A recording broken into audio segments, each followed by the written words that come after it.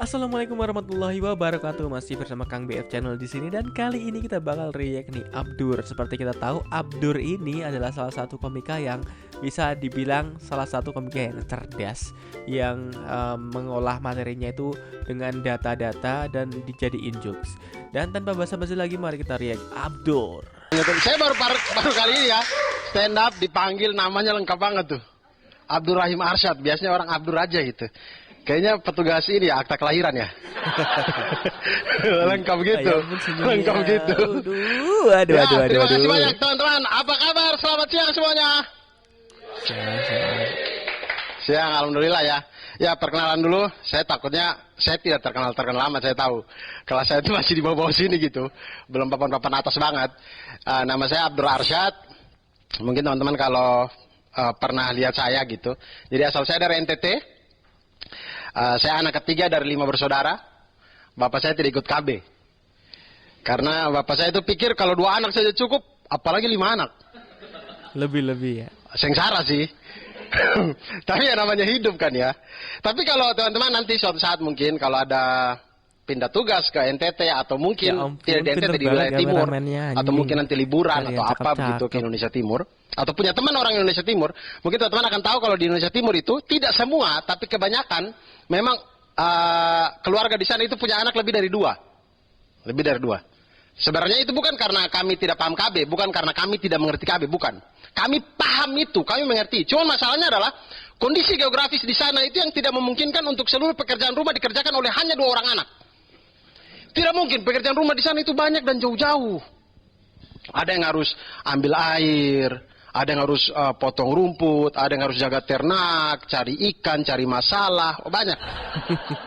Pekerjaan anak di sana banyak. Jadi satu anak hanya bisa mengerjakan satu pekerjaan rumah gitu. Jadi bapak itu juga malam-malam selalu punya alibi pada mama gitu. Mama sudah tidur, bapak mulai datang korek-korek. Mama, mama bangun dulu. Apa? Mari kita bikin anak dulu. Buat apa lagi, anak sudah 2 itu? Itu anak yang potong rumput belum ada. Akhirnya lahirlah anak yang potong rumput. Besok-besok begitu lagi. Mama sudah tidur, bapak mulai datang korek-korek. Mama bangun dulu. Apa? Pak RT, maaf saya salah rumah. Tidur Pak RT, tidur. Aduh, saya mau rumah salah lagi. Tidur Pak RT, tidur. Ya wajar lah ya, soalnya di sana itu rumahnya agak jauh-jauh, agak gelap juga karena listrik belum masuk dulu. Kemudian kami juga muka mirip-mirip kan. Makanya saya itu suka agak kesal ya, kalau ada perempuan sering, tidak, bukan berarti di laki-laki tidak ada, mungkin tapi paling sering adanya di perempuan. Perempuan itu kalau ke pesta atau ke acara atau ke apa gitu, ketemu orang bajunya sama, bete dia. Iya emang. Baju sama lagi, pulang. Baju sama. Aduh, kalian bayangkan perasaan kami dong. Kami ini mirip satu pulau. Tolong bayangkan perasaan kami. Kami mirip satu pulau. Hitam keriting semua itu. Itulah yang menjadi alasan kenapa Persipura pakai nomor punggung. Persipura kalau tidak pakai nomor punggung, itu dari kiper sampai penyerang, semuanya bawa salosa. Semua bawa salosa itu. Bahkan Persipura ketemu dengan Persiwa Wamena, bermain di Jayapura, satu stadion bawa salosa. Bawa salosa banyak sekali. Kalian mau foto bingung, bawa salosa yang mana ya? Itu bayangkan perasaan kami tuh. Nah akhirnya, kembali lagi cerita yang tadi, akhirnya dia datang. Dia pastikan itu rumahnya dia lihat istrinya sedang tidur. Oh ya, dia yakin ini istrinya, soalnya mirip bawa salosa. Oh ya, ini istri saya. Korek. Mama bangun dulu. Kenapa? Mari kita bikin anak dulu. Anak kan sudah 3, buat apa lagi? Itu anak yang jaga ternak belum ada. Dan begitu ini anak yang jaga ternak lahir, mama baru sadar kalau kami tidak punya ternak. Tidak ada. Akal bulus laki-laki emang begitu. Dan saya ini pertama kalinya saya datang ke ini Menara BRI ini ya, sebut apa ya ini ya, Menara BRI. Kemudian di sini ada coworking space-nya. Saya rasa ini tempat keren sekali ya. Mungkin ini kalau dulu ada di Malang, mungkin saya kuliah di sini kayaknya. Iya, saya kuliah di sini kayaknya. Karena dulu waktu saya ke Malang pertama kali tahun 2006. Jadi waktu saya tamat SMA 2006. Kemudian pertama kali saya ke Tanah Jawa tuh ya tahun 2006 itu. Jadi saya itu fresh graduate dari NTT. Lahir di NTT, sampai SMA di NTT, 2006 pertama kali saya ke Jawa. Itu pertama kali saya ke sana di Surabaya itu, waktu masih pakai kapal laut waktu itu. Pakai kapal laut, subuh-subuh kami sampai di Tanjung Perak, Surabaya. Jadi dari jauh tuh saya bisa lihat kelap-kelip kota Surabaya tuh. Kelap-kelip, kelap-kelip. Tapi saya dalam hati kayak, kalau kelap-kelip seperti ini di desa saya juga ada. Tapi cuma satu, mercusuar. Makanya waktu saya lihat kelap-kelip Surabaya, saya pikir, ini orang Surabaya kok sombong-sombong ya? Mereka mercusuar kok banyak sekali. Apa satu nelayan, satu mercusuar begitu? Kok banyak sekali kelap-kelipnya? Ketika kapal semakin dekat dengan Tanjung Perak, Surabaya, kelap-kelipnya itu makin jelas. Ada kelap-kelip yang terang, ada kelap-kelip yang remang-remang. Itu tanpa tanya orang, tanpa lihat peta, saya langsung tahu. Oh, itulah Doli yang terkenal. Saya harus ke sana sih. Cek lokasi gitu. Taunya Doli doang ya. Tapi saya bersyukur ya. Maksudnya sekarang sudah jadi Kemensos, Ibu Menteri kita. Dulu kan jadi wali kota Surabaya. Beliau menutup Doli itu. Saya bersyukur sih. Karena menurut saya tempat-tempat seperti Doli, tempat-tempat prostitusi itu, walaupun itu disahkan atau apa gitu, saya rasa itu kayak menurunkan harkat dan martabat seorang perempuan gitu. Karena perempuan itu sejatinya itu suci seperti sajadah. Kenapa sajadah? Karena memang di atas mereka lah laki-laki beribadah. Yes.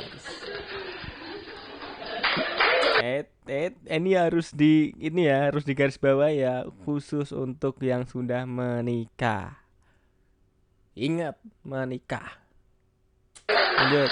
Nona MC mau jadi sajadah saya? Mau. Nona MC kalau jadi sajadah saya itu gerakan sholat saya cuma satu, sujud saja. Saya tidak bangun lagi, sudah sujud saja. Allahu Akbar, imam tidak sujud saja sudah. Sujud, saya mau meninggal dalam sujud. Sujud aja. Dan kemudian itu 2006 pertama kali saya waktu ke Malang tahun itu. Sekarang juga sudah makin keren-keren kampusnya, tapi di tahun itu saja itu kampus itu sudah bingung saya pilihnya di Malang pada waktu itu ya. Wih, kampusnya banyak. Kemudian saya sampai kuliah di kampus saya itu karena kampus itu ada lift. Hanya karena kampus itu ada lift. Karena begini teman-teman, mungkin kalian kalau yang tinggal di Jakarta, di kota-kota besar, mungkin lift itu hal biasa gitu. Tapi di zaman saya di Kupang itu, gedung yang punya lift itu cuma satu, gedung keuangan di Kupang. Nah sekarang kita punya kepentingan apa di gedung keuangan ke sana naik lift gitu? Tidak ada kan? Jadi lift itu saya hanya bisa lihat di TV, sinetron-sinetron, kayaknya orang berantem di lift asik, ceweknya sudah lari, cowoknya datang tahan pintu, kayaknya keren gitu. Jadi kayak keren ya. Jadi saya tuh waktu lihat kampus itu ada lift, saya pikir, wah kalau saya kuliah di sini tiap hari saya naik lift dong. Wah, saya akhirnya kuliah di situ. 3 hari masa ospek, cuma 1 hari saya ikut materi. 2 harinya saya pakai untuk belajar naik lift. Saya merasa kayak, wow ini keren, tekan-tekan segala macam. Dan waktu itu saya tuh mencari waktu yang paling sepi. Jadi saya habis subuh tuh saya sudah ke kampus tuh. Padahal perkuliahan belum ada kan, masih di zaman ospek. Tapi habis subuh saya udah ke kampus. Karena saya pikir kalau siang kita tidak punya privasi untuk belajar. Bentar, aku tuh gagal fokus ya sama tulisan di belakangnya itu the future. Apaan sih? tak liatin dari tadi tuh nggak nyampe the future. Oh, apa nih, brings to the apaan tuh? Aku sampai gagal fokus ya sama tulisannya itu ya. Oke, lanjut. Semua orang naik pengen tekan. Maksudnya, kami mau tekan juga gitu. Kalian jangan dulu gitu. Kita nih, masa kalian kan sudah pernah gitu. Gantian dong. Jadi saya tuh subuh-subuh tuh saya datang ke kampus itu masih sepi teman-teman. Sepi kampus saya itu tahun 2006 itu Malang tuh jam 7 pagi bahkan. Ini jam 6 ya. Bahkan jam 7 pagi itu masih kabut. Malang 2006. Kalau sekarang sudah agak panas. Itu saya datang, kampus sepi, tidak ada siapa-siapa. Saya berdiri tunggu lift di lantai 1 ini. Wow, gedungnya lantai 6 saja, cuma 6 lantai, tapi asik gitu. Wah, berdiri, sepi, tidak ada siapa-siapa. Kemudian ketika saya tunggu gini, saya dengar ada suara langkah kaki. Tuk-tak, cepat, tuk-tak. Saya lihat, dari jauh gelap. Saya makin dekat, kena lampu saya tahu, oh teman saya. Dari Manokwari. Satu angkatan dengan saya, cuma saya matematika di bahasa Inggris. Kemudian saya tanya, waktu dia datang, Pace, kok ada apa datang pagi, kuliah pagi? Tidak ada kuliah, Abdur. Terus kau bikin apa datang pagi? Saya mau belajar naik lift juga. Baik Pak, saya sudah. Jadi kami tunggu, begitu pintu lift terbuka di lantai 1 ini, begitu pintu lift terbuka, begitu saya mau masuk, dia suruh saya tahan. Abdur, kok tahan itu pintu? Kemudian dia keluarkan botol minum. Saya pikir, Paci buat apa itu botol minum? Sudah, kau tahan saja itu pintu. Saya minum Antimo. Saya, Paci sudah jangan terlalu bodoh. Orang lain naik ini tuh aman-aman. Tidak ada yang muntah berak di dalam. Tidak ada. Ya, aku masih ingat pertama kali aku naik lift ya. Waktu itu aku studi tour di Masjid Agung Jawa Tengah waktu itu. Jadi di Masjid Agung Jawa Tengah itu ketika naik menaranya itu ada liftnya di situ. Ya di situ kita aku naik pertama kali itu di situ. Dan ketika naik itu emang raja ngeliyang pas pertama kali kan. Tiba-tiba loh, kok aku pusing ya naik lift ya, tiba-tiba kayak gitu. Pantes nih, relate banget sama aku nih. Pakai minum Antimo segala, tapi aku nggak sampai minum Antimo ya, udah biasa aja. Oke, lanjut. Kok jangan bikin kampungan, bagi satu.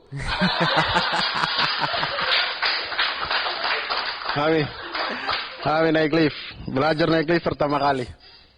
Kemudian saya baru rasakan ketika kita dari daerah yang lain merantau ke daerah yang lain. Jangankan NTT. Orang Sunda merantau ke Jakarta saja saya yakin logatnya pasti dibully. Ada aja yang dibully gitu. Nah, apalagi saya yang NTT kemudian fresh graduate dari NTT datang ke Malang gitu. Itu saya itu waktu awal-awal perkuliahan itu saya dibully di kelas itu. Dibully hanya karena logat saya berbeda gitu.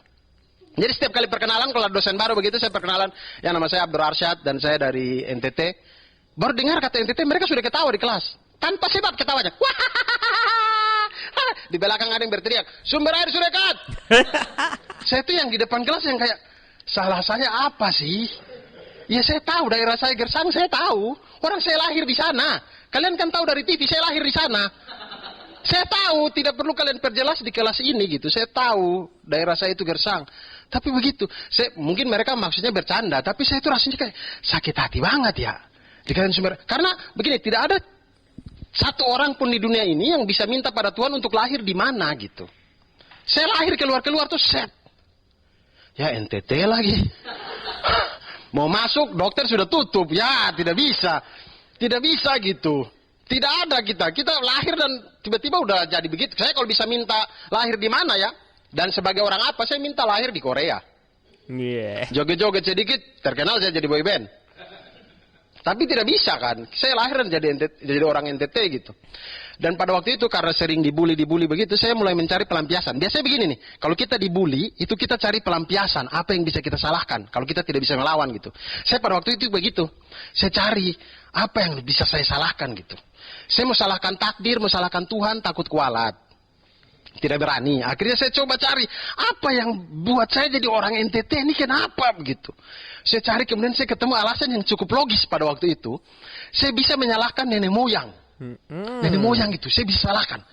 Sumpah saya itu yang kayak nenek moyang ini memang nenek moyang ini. Bisa begitu. Karena begini teman-teman. Kita kalau baca, saya pernah baca di Litbang Kompas penelitian dari salah satu profesor gitu. Dia meneliti tentang gen asli orang Indonesia. Jadi dia ambil sampel, random sampling dari Aceh sampai Merauke gitu.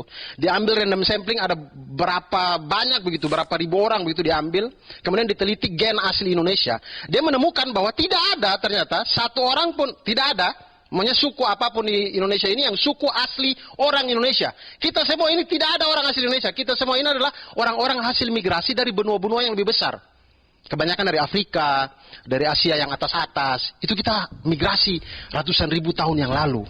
Nah, kalau begitu, betullah kata orang nenek moyang kita seorang pelaut. Tidak mungkin mereka migrasi pakai otopet kan tidak mungkin kan? Pasti pakai perahu dong. Pasti pakai perahu kan, lewatin samudra, lewatin laut. Nah, saya berpikir, oke, mereka migrasi nih nenek moyang masuk ke Indonesia. Nah, maksud saya nih, ketika sudah sampai di Indonesia ini kan ada 17.504 pulau. Maksud saya dari pulau 17.504 itu, dari pulau sebanyak itu, kenapa dia harus pilih pulau yang gersang untuk dia tinggal? Kenapa begitu? Kan pulau banyak. Apa salahnya? Angkat lagi layarnya, dayung sedikit, kan pulau sebelah ada air itu. Ada air di sebelah. Dia tinggal di situ. Dia tidak pikir anak cucunya bakal dihina-hina gitu. Nah, ini yang aku suka sama Abdur tuh ya, dia pakai data. Contohnya tadi tuh, dia pakai data DNA. Dia udah pernah ada penelitian di mana orang Indonesia itu diteliti dan hampir semuanya adalah orang-orang yang migrasi. Emang itu data yang valid. Kemudian ada juga data yang ini tadi 17.000 berapa itu pulau itu juga ada. Itu memang aku sukanya Abdur tuh dia pakai data gitu. Lanjut. Dia melaut tapi tidak belajar geografi, bagaimana coba? Untung tidak mati dia di jalannya. Nah itu akhirnya saya pelampiasan. Dan ada di beberapa kali mata kuliah kalau dosennya yang masih baru-baru juga gitu, saya berusaha untuk tipu-tipu logat kadang-kadang. Jadi saya kalau perkenalkan teman-teman, nama saya Abdul Arsyad dan saya asli dari Solo. Satu kelas tanpa ketawa. Di belakang ada yang berteriak, sumber air Supindah Solo. Tetap dihina, aduh luar biasa. Tadi Arif Ratu cerita tentang anaknya, ini Andika cerita tentang stroller. Saya juga sudah punya anak sama, tapi Arif Rata anaknya lahir duluan ya. Jadi karena Arif Ratu itu kan hamil dulu baru nikah. Oh tidak ya, tidak. Tapi sempat dulu kan, tapi tidak jadi gitu. Arif Rata nikah duluan, punya anak duluan. Selisih dengan anak saya mungkin 4 bulan apa 6 bulan begitu. Saya juga punya anak satu. Saya setelah punya anak itu teman, saya itu baru sadar bahwa 7 keajaiban dunia itu tidak ada apa-apanya itu. Tidak ada apa-apanya dibandingkan keajaiban penciptaan manusia itu. Maksudnya, kok saya sebagai orang NTT, saya senang Komodo pernah masuk sebagai Seven Wonder gitu, 7 keajaiban dunia. Cuman kalau kita pikir-pikir lagi, tidak ada ajaib-ajaibnya Komodo itu, biasa aja. Dia tuh hewan yang bertahan, salah satu alasannya adalah hewan purba yang bertahan sampai sekarang. Kalau hewan purba yang bertahan sampai sekarang, nyamuk juga bertahan. Nyamuk itu kan dari dulu. Dia juga bertahan gitu. Dan dia tidak jadi keajaiban. Dan Komodo tuh biasa aja. Kita kasih daging gitu. Kasih makanan. Komodo tuh datang, makan. Sudah. Biasa saja. Ayam juga begitu. Menjadi ajaib kecuali kita kasih makanan. Komodo datang. Sebelum makan Komodo yang Allahumma barik lana fima. Nah itu ajaib. Itu ajaib. Itu ajaib. Grup WA keluarga langsung rame tuh. Ditemukan Komodo berdoa di NTT. Itu ajaib. Tapi ini biasa saja sebenarnya Komodo itu. Menurut saya ya. Nah, dibandingkan Komodo ini, kalau dibandingkan dengan penciptaan manusia itu jauh. Masih jauh ajaibnya. Penciptaan manusia luar biasa. Saya tuh waktu pertama kali anak saya keluar, badannya ini masih ada cairan-cairan plasenta atau apalah itu ya. Pokoknya air ketubannya, masih ada darah-darahnya. Saya ambil kulitnya itu lembut. Saya belum pernah menyentuh kulit selembut kulit bayi yang baru lahir. Lembut sekali, lembut. Saya pegang, dari sutra 20 juta kayaknya ini. Saya Abdur, terima kasih. Terima kasih teman-teman semuanya. Selamat siang. Oke. Overall aku suka banget ya sama Abdur dengan dia pakai data, terus pakai banyak hal-hal yang memang kita jarang tahu. Dan untuk kali ini emang mungkin love per minute-nya, LPM-nya tuh agak kurang ya, mungkin karena memang kurang banyak plot twist-nya atau kurang banyak punchline-nya, aku nggak tahu. Cuman memang Abdur ini adalah aku baca terima kasih di layar, kenapa aku mau ngomong terima kasih. Oke. Abdur ini salah satu komika yang menurut aku cerdas dan banyak mengolah diksi kata dan juga banyak mengolah data. Dan keren banget Abdur, terima kasih udah menghibur kita semua. Sampai jumpa pada video berikutnya. Bye bye.